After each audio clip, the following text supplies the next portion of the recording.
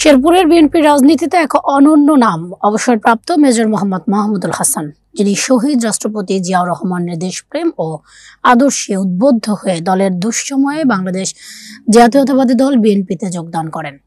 দলের প্রতি তার অগাধ ভালোবাসা, আদর্শিক রাজনীতি, ত্যাগ ও নেতৃত্বের শেরপুর জেলা বিএনপির রাজনীতিতে তিনি অনন্য এক উজ্জ্বল দৃষ্টান্ত স্থাপন করেছেন। তার পারিবারিক সূত্রে জানা যায়, 31 আগস্ট 1974 সালে ঝিনাইগাতি উপজেলার মালিঝিকান্দা ইউনিয়নের হাসলিগাঁও গ্রামের সম্ভ্রান্ত এক মুসলিম পরিবারে জন্মগ্রহণ করেন মোহাম্মদ মাহমুদুল হাসান। তার প্রয়াত পিতা পিয়ার মাহমুদ ছিলেন স্থানীয় তিনানি বাজারের একজন স্বনামধন্য ব্যবসায়ী।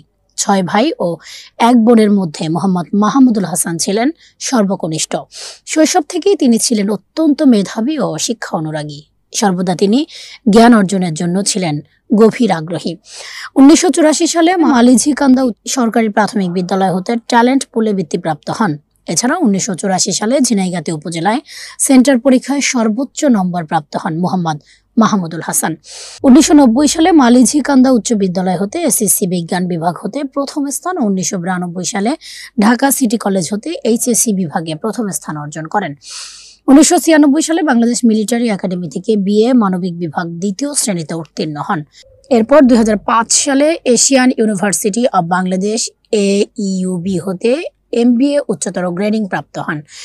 এরপর 2009 সালে ঢাকা বিশ্ববিদ্যালয় হতে post graduate diploma in international রিলেশনশিপে উচ্চতর গ্রেডিং প্রাপ্ত হন। পড়াশোনা শেষে 1994 সালে বাংলাদেশ মিলিটারি একাডেমি ভাটিয়ারি চট্টগ্রামে যোগদান করেন। চাকুরিতে তিনি যোগদানের 2 বছর পর বাংলাদেশ মিলিটারি একাডেমি হতে পদাতিক বাহিনীতে সেকেন্ড লেফটেন্যান্ট পদে কমিশন প্রাপ্ত হয়ে 2006 সালে মেজর পদবিতে অবসর গ্রহণ করেন মোহাম্মদ মাহমুদুল হাসান। চাকরি জীবনের অন্যান্য যোগ্যতা: সেনাবাহিনীর বিভিন্ন প্রতিযোগিতা ও প্রশিক্ষণের গোল্ড মেডেল প্রাপ্ত, বিশেষ করে বেসিক, প্যারা কমান্ডো, বিমান হতে জাম্প সম্পন্ন এবং বিদেশ হতে ভিভিআইপি প্রোটেকশন করছে প্রশিক্ষণপ্রাপ্ত ইউনাইটেড নেশনস মিশন হতে ইউনিট আর পকি কোর্স সম্পন্ন করেন।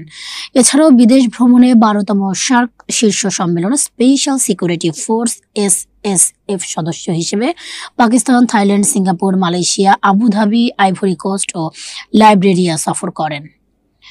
2010 সালে অবসরে আসার পর বাংলাদেশ জাতীয়তাবাদী দল বিএনপির প্রতিষ্ঠাতা, মহান স্বাধীনতার ঘোষক শহীদ রাষ্ট্রপতি জিয়াউর রহমানের আদর্শে উদ্বুদ্ধ হয়ে 15 অক্টোবর 2011 সালে বিএনপির রাজনীতির সাথে তিনি যুক্ত হন।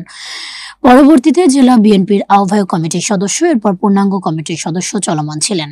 6 জুন 2025 সালে জেলা বিএনপির 41 সদস্য বিশিষ্ট আহ্বায়ক কমিটির সদস্য পদ লাভ করেন। এর আগে 2018 সালে একাদশ জাতীয় সংসদ নির্বাচনে শেরপুর 3 শ্রীবর্দী ঝিনাইগাতি আসনের ধানের শীষ প্রতীকে মনোনয়নের প্রাথমিক সুপারিশপ্রাপ্ত হন জননেতা মোহাম্মদ মাহমুদুল হাসান। বিএনপি রাজনীতির পাশাপাশি বর্তমান পেশাগত কর্মজীবনে ডায়াগ্রাম সিকিউরিটি ফোর্স প্রাইভেট লিমিটেডের ব্যবস্থাপনা পরিচালক হিসেবে ব্যবসায়িক কর্মকাণ্ড চালিয়ে যাচ্ছেন।